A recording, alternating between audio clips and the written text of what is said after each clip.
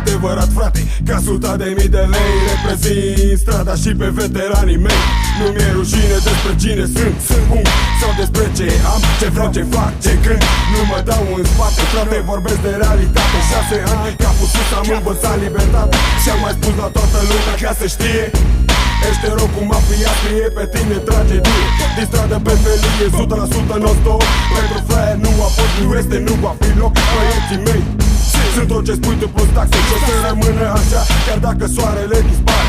1999 spre 2000, viața de stradă n-o să se schimbe, să știi. Aha, la fel și eu, nu pot să mă despart de ea. Reprezint strada, tata e mafia.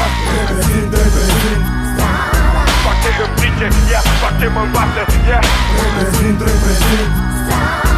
îți vorbesc cât explic relate despre ea. Reprezint Fac ce îmi zice, fac ce mă